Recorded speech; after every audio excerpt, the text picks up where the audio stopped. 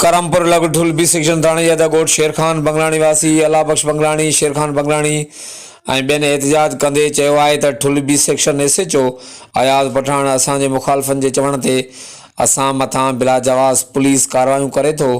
वस वारा नोटिस वठी असांखे इंसाफ़ ॾियारीनि। एहतजाज कंदड़नि जी वधीक कहिड़ी अपील आहे, अचो त ॿुधूं था। छा बयान आहे?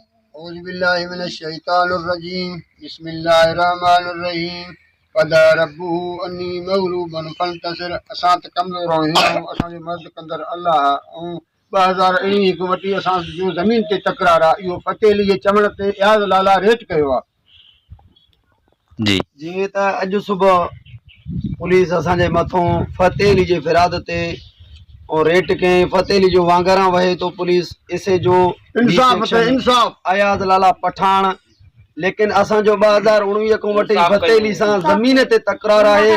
असां न की धाड़ेल हूं, असां न की अगवा कंदड़ हूं, न की असां चोर लोफर आहियूं। अल्हम्दुलिल्लाह अल्लाह जे महिरबानी असां ज़मीनदार आहियूं, पंहिंजो देहदार आहियूं, खातेदार आहियूं। असांजो पंहिंजो ज़मीन आहे। फतेह अली जो असांजे ज़मीन ते जहिड़ो आहे त फतेह अली जो चवण मक़सदु जहिड़े जो मक़सदु इहो ई आहे त हे हितां लॾे छॾे वञनि, गुंडा थियनि। लेकिन असां गुंडा थियण नथा चाहियूं। असांजो वस वारनि खे, हद जे ऑफिसरनि खे, हद जे अमीरनि खे असांजो इहा ई अपील आहे त असांजी वाहुर कयो वञे।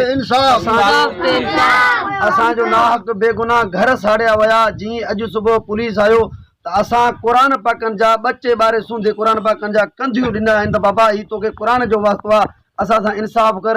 SHO अयाज़ लाला पठान फतेह अली जे वांगारनि ते अची करे असांजे मथां तशद्दुद थो करे।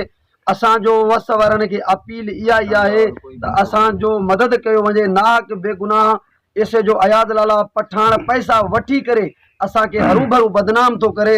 असांजो गवर्नमेंट अबो अमड़ा पीउ माउ आहे। असांजो को बि प्राइवेट वारो माण्हू असांजे मथां NC दाख़िल हुजे त बि असां ॾोह जा ॾोया रहूं, सवाइ फतेह अलीअ खां। बाक़ी फतेह अली असांजो मुखालिफ़ आहे, दुश्मन आहे। असांजो ज़मीन ते तकरार आहे। फतेह अली जा केस असांजे मथां पूरा आहिनि। उहे केस बि कोर्ट सॻेरियूं इंसाफ़ करे असांखे छॾे ॾिनो आहे। उन्ही केसनि मां असां आज़ादु आहियूं। लेकिन अयाज़ लाला पठान वरी असांजे मथां कूड़ा केस 1 2 3 ख़बर न आहे अलाए बि केतिरा केस असांजे मथां आहिनि। जीअं अॼु आयो असांजो को बि मुक़ाबिलो पुलिस सां न आहे। पुलिस पंहिंजो ड्रामो हथाटू केस थो ठाहे। लेकिन असां पंहिंजे बचन वारा हूं, पंहिंजो ज़मीन वारा हूं। असांजो हद वारे ऑफिसरनि खे हथ ॿधी अर्ज़ु थो कयां त असां सां इंसाफ़ कयो वञे, अपील कयो वञे। ऐं लेकिन असांजा 2 छोकिरा 2 महीना अॻु में इहो SHO अयाज़ लाला पठान खणी वियो। असांखो पैसा घुरियईं। असां ग़रीब हुयासीं, मिसकिन हुयासीं। असांखे चई त 7 लख ॾे। 7 लख त पंहिंजी जाइ ते असांखे 7 रुपयनि जो वसियत बि न आहे। उहे छोकिरा अॼु ताईं असांजा गुम कयईं। न की ज़ाहिर कयईं, न की चालान कयईं। ख़बर न आहे असांजा छोकिरा अलाए मारे काथे फिटी कयईं, अलाए बि काॾे कयईं। असांजो हाई कोर्ट में इन छोकिरनि जो केस बि आहे। लेकिन उन केस जे करे त बि असांजे मथां रोज़ अची करे घर ते धमकियूं ॾिए थो। असांजो मौलवी जलालुद्दीन मुंहिंजो सौट आहे, बहार बि मुंहिंजो सौट आहे। उन्हनि जे मथां केसां बि आहिनि, लेकिन उहे खणी बि हले काॾे, को बि ख़बर न आहे। असांजो अपील आहे हथ ॿधी। मां हद वारनि खे, ऑफिसरनि खे, वस वारे अमीरनि खे बि अपील कयां थो। असां पंहिंजे इलाइक़े जा न आहियूं। असां जुर्मदार आहियूं। असां काॾे वञूं, कंहिंखे दान ॾियूं।